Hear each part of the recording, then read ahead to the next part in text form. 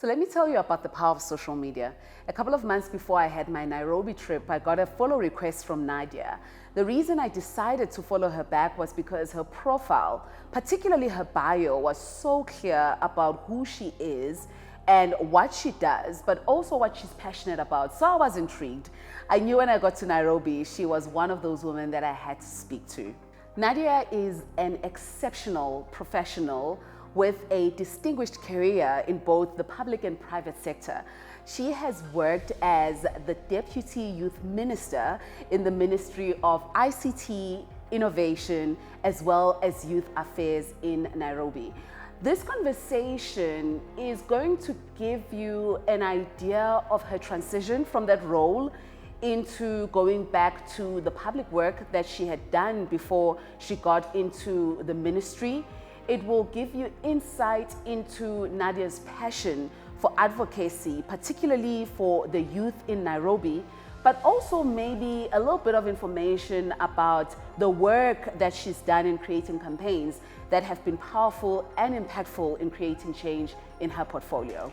If you are interested in this conversation, please stay tuned in. Don't forget to like, comment, subscribe, as well as hit the notification bell so that you don't miss any of our videos.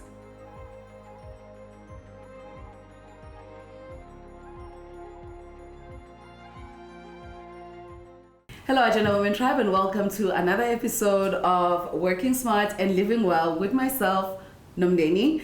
I am so excited to be in Nairobi. You have no idea. And the caliber of woman that I have met here, I use the word luck loosely, but I really do believe that there's so much grace, on my life in how I've been able to access different markets, understand the culture from the perspective of women that I can identify with. Nadia, I remember you followed me and I looked and I was like, oh, she's so young. She's in politics. That's very interesting to be here. And I'm going to give you a back end story, but off camera. I think I started and then I stopped explaining, how I was interested in speaking to you, and then somehow other things started happening, and then it was meant to happen because then you end up sending me a message and we end up here. I was really fascinated about the idea of you being so young and being in politics. It's something that I've always been curious about, politics holistically around the world, but never brave enough to actually engage in, It's fine to talk to people about it, but really stepping into parliament and doing all of those things, I was just like, I'm not sure how much of my life I want to give to that. So why politics? Why politics and why so young? Well, first of all, let me just say I'm so excited. And I think I told you this. I'm excited because I just took a chance and I was like, hey, I see you in Nairobi. Can we have coffee? Yes. And here we are. And when we talk about politics, so first of all, I like to tell people that I'm not really a politician. I am a technocrat. I'm a person who deals with policy. But at the same time, I'm an advocate. So advocacy as well, trying to champion different things in order for governments to actually change ways or parliamentarians to change. So I've never done anything in parliament.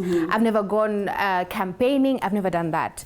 I just found myself in the policy space in our former president's cabinet. How that happened, I did not aspire for that. I did not plan for that. But I think it's just sometimes God just puts things into places, because I remember it was 2019 or 18. I went into a show, it was called Miss President. And this is a show where it's run by Media Focus on Africa, funded by the Canadian and EU. And basically their goal is to make sure that people in Kenya see that a woman can also be a president. So it's a reality show, but all about policy, politics, and everything. So my main agenda for going into it was to just be seen, because I wanted to push a bigger agenda, which was mental health in the country. It was about 1,000 women. Then I managed to cross over and I was eliminated at top 18, unfortunately. So I didn't win. But one thing led to another, and I remember very well, it was January 13th. My name was called out on TV by our former president. And honestly, that day, I first of all, I didn't know about it. A lot of people didn't know my full name. But the fact that the president called my name, I didn't even care about what position it was. I was more of, wow, You know, at 29, I had just turned 29. I'm like, at 29, you get your name called out and you have to be in this big office, and that's how I found myself. But I've always been somebody who's always vocal. I use my social media spaces to speak out, to champion for diversity and inclusion, to talk about technology, to talk about mental health, but more to talk about leadership, because I feel like the African continent, 19 years is the median age for people. Very young. Yeah. So why should we always have old people running countries when we can have ourselves running countries? So yeah. Out of all, I mean, I read your profile. And there's so much that you've done, so many programs that you've brought to the forefront. Very diverse conversations and interests. Out of all of the things that you've worked on, which one are you most passionate about and why?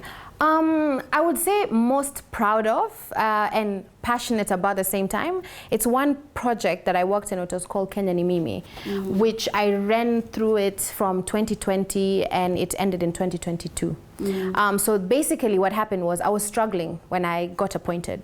I really didn't know what I was going to do in order to include people in the government, because our agenda was, you guys are now young people, we want you to try and break this vacuum that is there so that young people can understand government. That's powerful. Yes, and so I was struggling. I was like, okay, I'm surrounded by people who have way more experience than myself.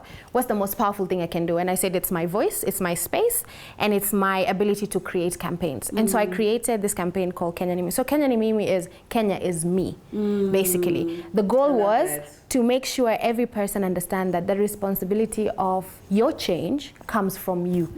You want a better Kenya? Take it upon yourself and do it. And so I'm so proud of that because I managed to rally a lot of partners into it. Like my biggest partner was UNFPA Kenya that supported me to do it. We ended up partnering with other state agencies, private institutions, individuals, and we made sure that we had a lot of young people of part of it. So we had 53 young people from the counties, including people living with disabilities. Then I had 5 national ambassadors who are monitoring these 53, and then I had myself as the champion. And so I'm proud of that because right now, as I talk to you, some of my young people got jobs. Some of them are even stronger activists. Others have started their own thing, and some I'm still mentoring them. And so I think I'm proud of it because I saw it happening and it's possible. And so everybody right now is like, when are you bringing it back? And I'm like, sometimes you do something and then you have to now stop and go on and do something else. That's I love that. I love that. I studied marketing, so I'm like obsessed with like campaigns, and that is really such a powerful phrase. Kenya is me. I think anyone in any country can take it upon themselves to really identify that deeply with the impact that they can make in their own country. Speaking about impact, you already mentioned that how you got identified was through this reality TV show where you actually became part of the reality show because you wanted to create awareness around mental health, which I guess at the time was a very important issue and an area where you wanted to be impactful. What was the reason for you wanting to be impactful within the mental health space? And that really caught my attention because I think it's such a huge challenge that we're facing right now, particularly around, I mean, it's not even young people, it's just people. through the spectrum, you know, the number of suicides that we're seeing, the number of people who are falling into depression, even other ailments that are not highlighted, like anxiety issues, you know. Why was that important for you, especially at such a young age? And so there were many things. One was my experience that I had in university. And I wrote a book, and one of the things I mentioned in the book is that I experienced a bit of sexual-based violence from a friend. And from seeing that, I developed some certain, I didn't know what it was, but now I know that it was PTSD because I had trauma. But then I was like, oh, it's okay. You know, when you're in university, you're focusing on other things, trying to discover yourself. Then in university as well, we lost a friend through suicide as well. But I didn't pay attention to it as well. But then every time I used to come back home for holiday when I was in Malaysia and Germany, I realized that a lot of young women and young people in my community were having a hard time, struggling. Yeah. I didn't know what the struggle was. Yeah. I just knew that there was like some broken telephone somewhere. Yes. And so I started a network. It was called Fierce Lady Official. And so it was a network where I was going to bring women together to talk about issues that they feel safe to talk about. Yeah. So it started off with, you know, as usual, fashion, food, and music. That's the first one I did. But as I did 3 more, I realized there was a big issue when it comes to gender-based violence, sexual-based violence, and a lot of women had a lot of anxiety, depression, and every other thing. And so I was like, this is something so serious, but nobody's talking about it. Yeah. Because if you look at the African context, people think mental health has a lot to do with witchcraft. Yes. Absolutely. And so when somebody says they're not okay, you're either sent or referred to a mental institution, Or then church. or church or mosque or whatever. Then you're diagnosed with you're crazy or someone has bewitched you or whatever. And I mean, these things have happened back in the day. But right now, there's more to it. And so I was like, I need to be the voice. And so I created small campaigns where I remember very well we used to go cycling. Then I used to draw banners at night and give people banners to hold them. It's okay not to be okay. Yeah. I used to get statistics and post them and say, oh, this is what happened. But then I used to create brunches for women where we bring them, I tell them dress well, and then boom, we talk about mental health. Yeah. And so it became something that was now normalized. And so when I got to the big office, I was like, I have the government now. Yeah. I'm gonna make sure that I continue doing it. And it was amazing because I worked with the likes of UNICEF, Ministry of Health. I worked with individuals from other countries, and we created campaigns to talk about mental health. A lot of psychologists partnered with me, gave pro bono, especially during COVID time. Because let me tell you, I used to get very crazy, I wouldn't call them crazy, but very videos where young people are either holding knives on their throats. I would get text messages or calls at 2 a.m. So at some point it got too much for me. Yeah. That's why I needed to bring in psychologists, because what happened was a lot of the people now felt safe to talk to me about the issue.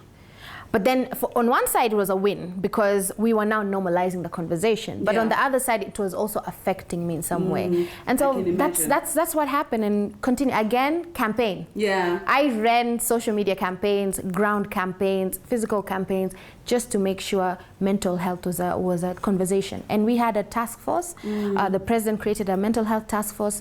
The research was there. There was a senator, Senator Kasanga, former senator, who actually was pushing a bill in Senate on mental health bill, which is now there. And so there was a lot of things that have happened, and I hope more will be done. That's so powerful. Yeah. That's so powerful to go from having a specific experience impact you, not be clear about what the impact is, and just feeling like there's something going on, but I don't really know what it is, so I'll just continue with my studies, to a reality TV show, to eventually ending up in the government's office. Yeah. There seems to be an energy, I guess, about you that is very action driven. Yeah. Where does that come from? Is that is that an orientation from when you were young? Yeah. What is it that continues to give you the courage to act? Yeah, and we were having this discussion with a friend of mine yesterday, and I was like, because they're trying to understand where does it come from. Yeah. On one side, it comes from my late mom, and just my extended family, because I grew up with very powerful women, but you know, I saw them, they were powerful, but they were just, they're okay with being where they were. Yeah. And it could be many things. Could be they didn't get opportunities because of the time. It could be because of financial constraints. It could be a lot. But then from growing up and seeing that, and seeing how my grandmother, you know, was making sure the home was okay, to my stepfather really investing in my education, to having family orientation, it just made me realize that I'm greater than this. Yeah. And you will be surprised, but I had this idea since I was 13 that I would either end up being 2 people, the late Kofi Annan or Oprah Winfrey. And I say this constantly when we talk on any interview, because every time there is a certain energy that comes to me. My late mom used to say sometimes that it's God putting it in me, and maybe I'm destined to do that. But the other time, it's just Nadia. Yeah. Nadia just wants to be able to help, to be able to make a difference, and to be able to show people that you can do it. It doesn't matter like where you come from, because I come from a region where not a lot of us make it big, and a lot of times we're marginalized and we're minority. So it takes a lot for somebody to like get out of it and break the stereotypes, and somebody to look at you like, okay, she's actually a big deal and she's making something. Yeah.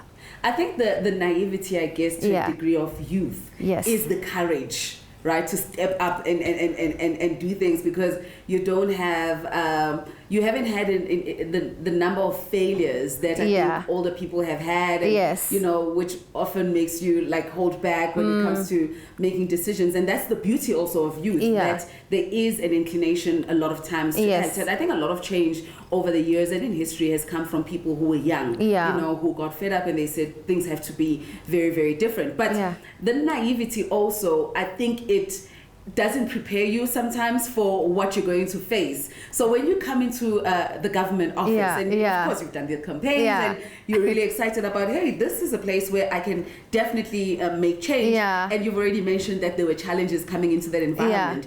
And I can imagine the amount of imposter syndrome you had walking into those rooms and hearing these people speak and maybe speak more efficiently around their ideas, being able to mold them. How did you navigate the imposter syndrome, and how was mentorship maybe impactful, if you had any experience, you know, having mentors? So there's an interesting thing. Imposter syndrome hit me when I was transitioning.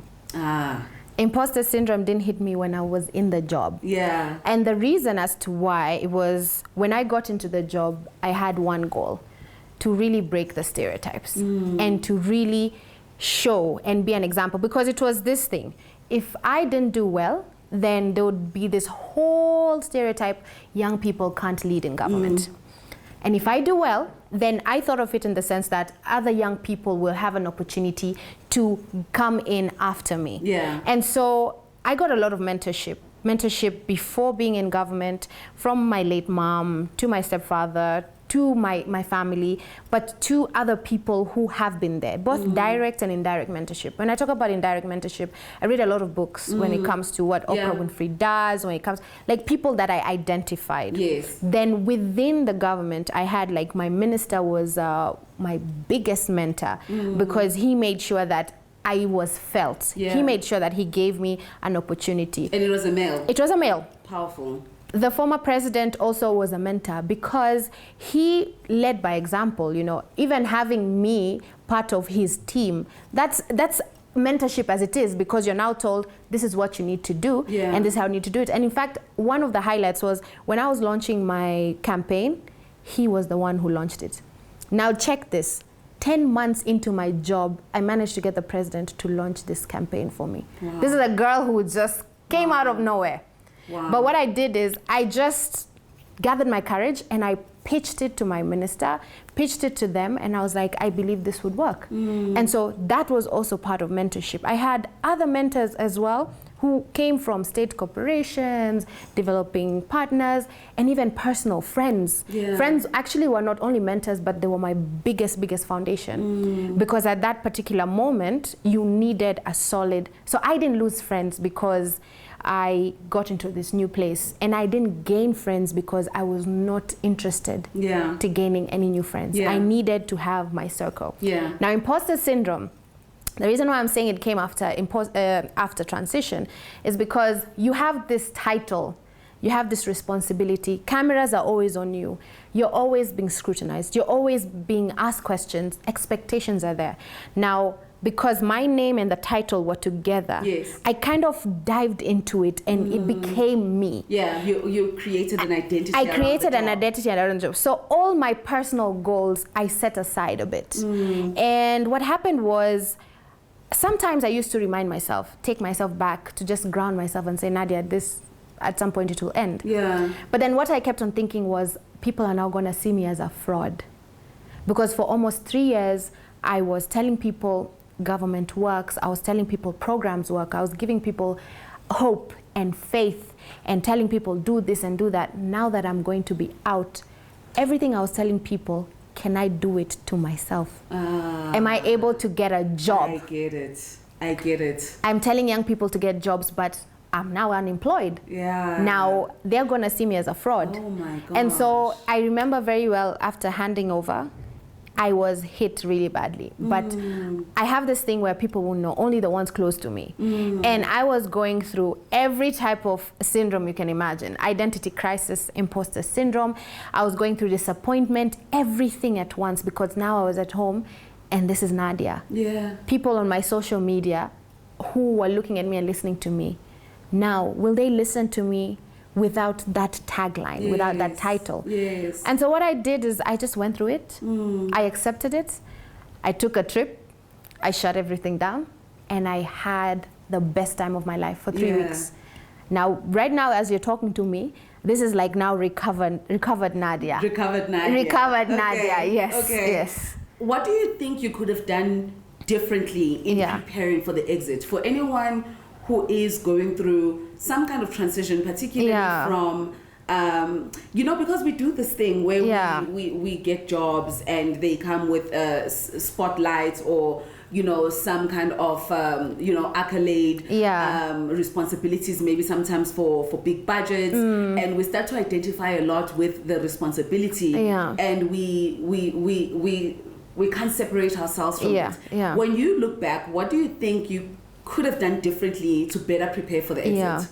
To be honest, nothing, because you can never prepare yourself. So on one side, you know, I was like, yeah, it's coming. I have this networks, I have this contacts, I have this money I've set aside, I have this and that. So everything is there. You know, you're like, yes, mentally, I'm ready. Then you get into it and it just hits you. And so I tell people, instead of focusing on how to get over or go through transition, why don't you sit on it and go through it? That's powerful. Because what transitions do, you hatch and become someone else. The person that you are before, you've left that, you've shed that person off. And so you cannot take anything forward. You have to now look at yourself and say, how am I creating another one with the experience that I've gotten from my previous space? I love that. I love that. When you're in transition, you need to just sit in it. Sit on it. And allow it to show you what the next thing is. Yes. I think another thing that I've always been curious about, you know, around working in powerful positions around, is particularly in government spaces, and of course there's the perception of power, there's the perception of your ability to change people's lives, whether in the right way or in ways that you know, might not be right for other people. You also mentioned something that was quite interesting around your circle of friends and keeping that circle of friends. When you think about, you know, being in that space where you have access to ministers and you have access to the president, what kind of values do you believe are important for people in that space? And I'll tell you why. There is the temptation of power that comes with how much is offered to you, you know, if you allow that funnel to open up. There is also, when you do have values and you are grounded and principled, the challenges that come with maybe people around you who might not share those values, you know. I think for a young person, being in an environment like that where you have that much power and, you know, this illusion that it will change everything, and then you come across the barriers of people who are not interested in change, but who just want to keep the power and keep that going. What was the prominent or prevalent lesson around those power dynamics and how your values can show up in that space? Because I always believe you can think you have specific values until they are tested. That's true. That's true. Until your values are tested, you can't really be sure that those are the values fundamentally that hold you together. It's number one, you have to have boundaries, and that's something I learned through it. Because when you're young, you're optimistic. You're open-minded, you're bubbly, you're like, you know what, it's okay, blah, blah, blah. So anything that is thrown at you, you'll just want to take it. What happens? You burn out. So number one, boundaries. Boundaries for work, boundaries for people. You have to differentiate between the people you work with and the people who are your friends. The people who you work with look at you as, yes, boss, this and that. But they're only doing that because of the title. Yes. Not because of how your personality is super amazing or how you're smart, no. And so you have to identify that. Number 2, discipline. Because you will be in front of a pool of things you never even thought you could have access to. Absolutely. Yeah. And so you have to have discipline to know that this is what I need, and this, as fancy as it is, I don't need it. Yeah. And you have to tell yourself, you have to fight with that temptation of that. Number 3, consistency. Consistency in what you say to people, what you promise people, and what you commit to.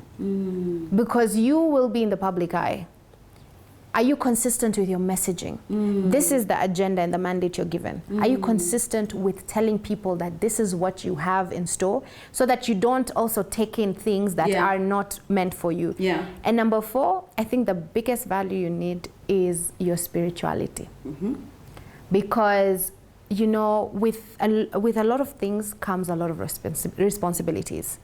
And some of these responsibilities, for those who are spiritual or believe in a higher power, God, whatever it is, you're going to be in spaces where not everyone who looks at you is happy for you.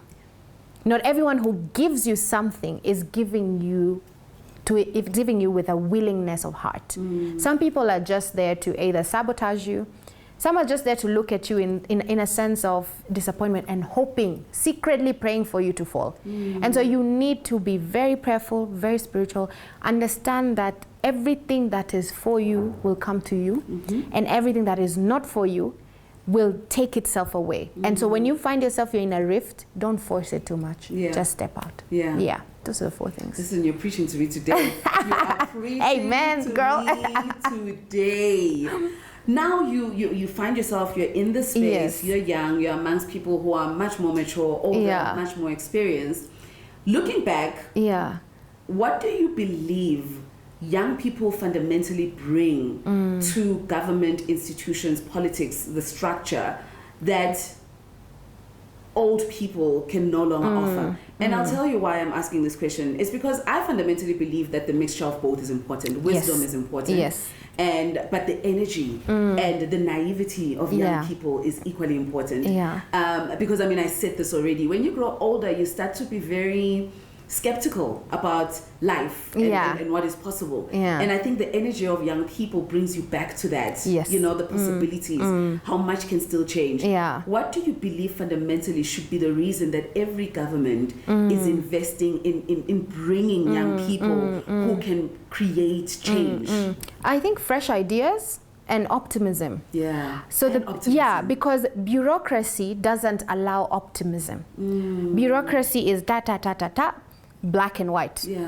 Now you're bringing a young person, they look at something not in an objective way, but in a subjective way. If you look at something in a subjective way, there are numerous possibilities of how you can solve that problem. I love that. And so young people bring that. Young people bring other alternative options to solving issues that are development-wise, that are, I don't know, physical-wise, health-wise, whatever it is, they'll come up with it. Innovation. Young people are so innovative. You look at the creative arts, you look at the science sector, you look at the financing aspect. There are many innovative ways in which young people can sit down with other people in government and curate things that will be receptible by the other young people and people around. And then why I talk about fresh ideas is because, you see, Africa, the whole continent, it's a growing movement. Africa is a movement. You know, you talk about our music, you talk about our arts, you talk about our healthcare system, you talk about our financing system. It's a movement because the more we grow, the more we interact, the more fresh ideas we get, the more possibilities we have. And so once we have fresh ideas, it also creates a borderless experience between Kenya and South Africa, between South Africa and Namibia, between Namibia and South Sudan, and so on and so forth. And so we need that. That's why young people are needed. And then energy. Energy, energy, energy. Listen, you don't understand the importance of energy until you're no longer a young person. Then you realize energy is so important. And I saw that because in the time I was serving in government, I can count the number of times I slept at home. I mean, I have a beautiful cat that I have, and I live with my sister and my brother, and my other family is in Mombasa. And so I can tell you, I can count days. Anytime I would have an experience or an opportunity to go somewhere and sit down under trees or whatever and interact with people, I would be there. You would find me dancing with people. I go to events and the first thing I tell them, let's dance. That's the energy. There are some places I read the room. You don't need a speech. You talk off the cuff. That's what young people will do. There are places where you go, you don't even need to speak. People will look at you, young people will look at you and you say, we believe in you, we trust you. Or they want to sit down and be curious. And so that's what it needs. But the older, I'm not saying that they don't have energy because they were youth sometime. But we need more. Progressive young people, energetic, optimistic, fresh-minded, and just creative young people. You have such a beautiful energy.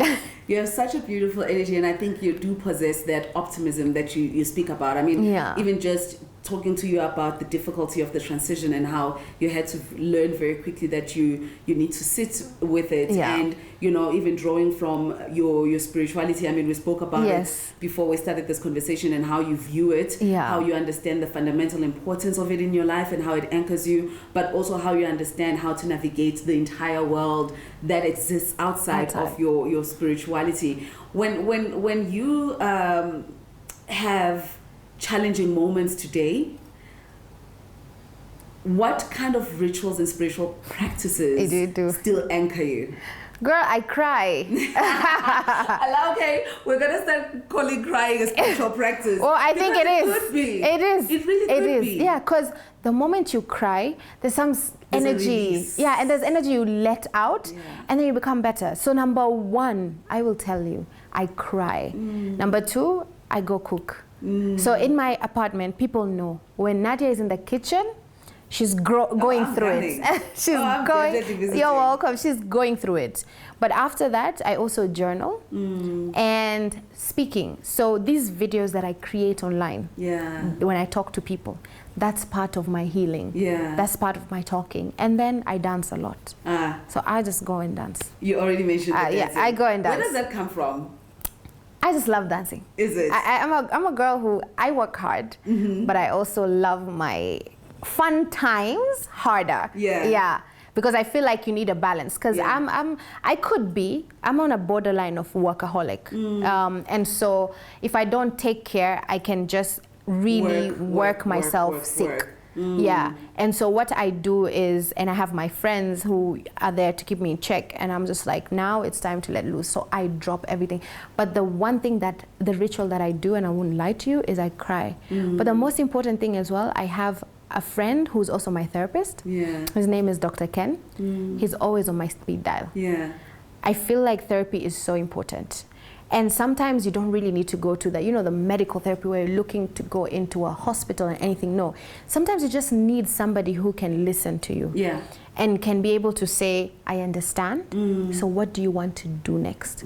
That's all you need. And a lot of us shy away from that. We are even embarrassed to say that we have therapists. But I think it's important. It is. It is important. I'm a big believer in therapy. I think there is a perspective that a stranger can bring that you might have not, where you have a blind spot. I think, of course, also the technical training that they go through does allow them to have the inquiry that helps you investigate things a little further. You've mentioned friends a couple of times. I love them. How important has that community and circle been for you in navigating life holistically, the good times and the bad?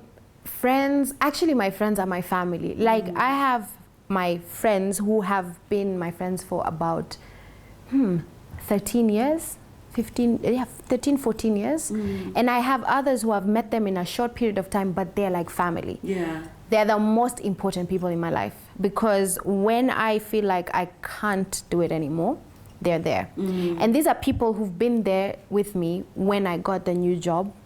And I was scared I would lose them because I wouldn't have time. But they were the ones who were putting in the time and the effort to look for me, to ask me if I'm taking care of myself, to remind me of how I am. When I lost my late mom, they were the ones who were there for me. Others came to stay with me for 10 days. and they were just giving me moral support. I have others who are all the way in Germany but still send flowers. They still check on me. So to me, the friend circle is so important, because you need a boardroom of honest people. Yeah. To call you out on your, you know, to also tell you that you're doing well, to pat you on the back when you feel like the world is just not for you, but to also remind you that you are the damn thing. Yeah, you're capable. You're capable, and you can do it. And so for me, they are very important. And it doesn't, so when I was young, I thought you needed a big group. No, mine is just less than a handful. Yeah. And they've been there, and I can be a very difficult person. And in fact, if you see my friends, some of them will tell you, we wanted to give up on this friendship. Yeah. But they got through it, and they've been there. They wipe my tears, and it's a bliss. And I honestly really love them. I hardly say it because I'm not very much expressive. Well, they're gonna hear it today. Yeah, but I really love my friends. Oh man, that's absolutely beautiful. Friendship is such a beautiful blessing when it works. Yes. And I mean, it's challenging for a lot of people, but when you do have that group of people, man, who you can count on, it's transformational. It is. It is. If there's a young person listening to this, anywhere in the continent, actually anywhere in the world, what kind of advice would you give a young person who's interested in getting into government spaces and even politics? I mean, you worked alongside many politicians. Yes. What advice would you give just young people holistically, whether they want to or if it's just a young person who's exploring life? So I would tell them, number one, don't go into these spaces if you want to make money. If your motivation is, I want to make money, don't go into it. I would tell them, take time to reflect. Find out, why do you want to be in government? Why do you want to be in politics? Is it service to the people, or is it service to yourself? Do you want to create change in a development way, or do you want to just create chaos and just be this person who's known for always making noise? So it's up to you. You have to do. And then number three, you have to do the work. You have to look deep into yourself, find out what drives you. Number two, find out what makes you happy. Because when you get into these spaces and you don't know what makes you happy, you will fall into a very dark hole. Yeah. Number three, you have to understand, are you capable of having interpersonal relationships with people? Because this type of places, you need that. And you can only fake it to a certain level.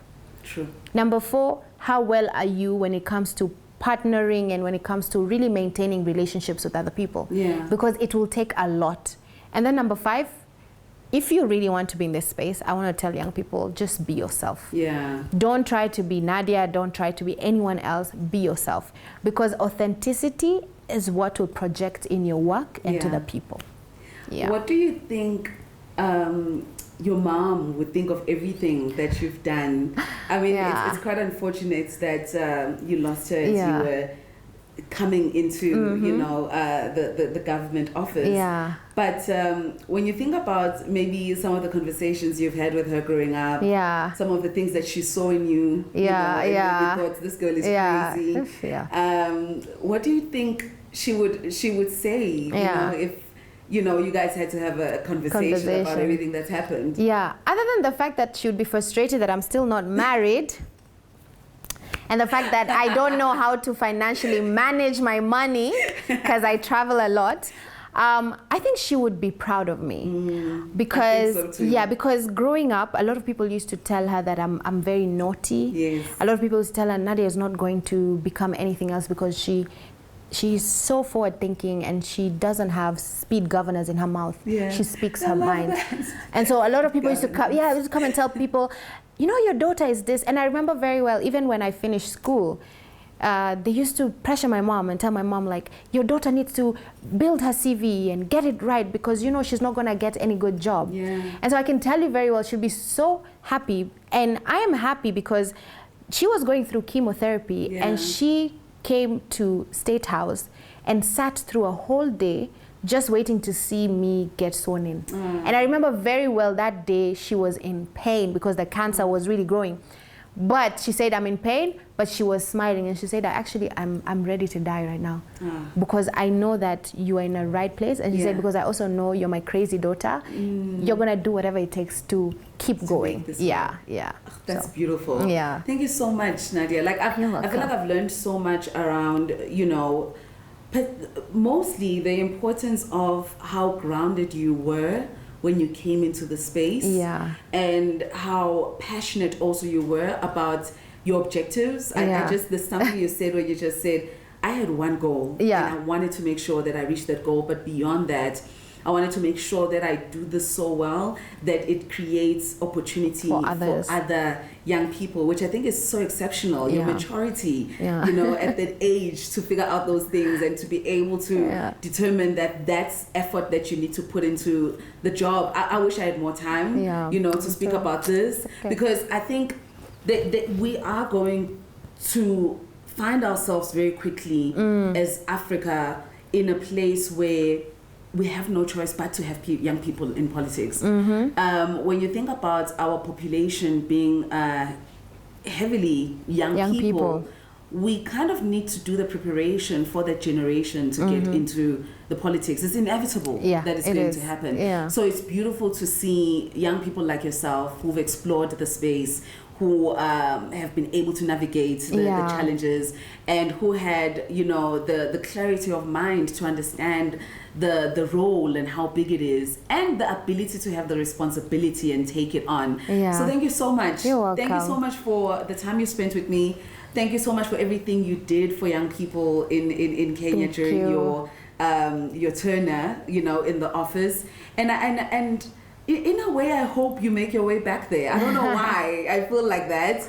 Thank you. And thank you for having me, you know. Thank you. And I look forward to seeing what else, you know, you are also doing. I mean, I follow your work, and I told you. And I see what you're doing, and I think it's amazing that you're having conversations with people like myself to show other women. And for me, I tell myself I'm a global trotter. You are. And just like the Prime Minister of New Zealand, she got to a point and said, enough. I think for me, I'm looking forward to seeing what is next after government. Absolutely. And I want to teach young people that, because a lot of people are like, oh my God, you have to go back. But sometimes also quite you don't. Yeah, you don't. Sometimes is quite powerful. Use what you have and elevate, because at the end of the day, God is just going to pave your way through. Because nobody is going to take, you know, your grace, your voice, and your mind on how you want to make things different. I love that perspective. I never even would have thought of it that way, but I love that perspective. Thank you. Thank you so much, Nadia. You're welcome. Thank you for your time. Thank you.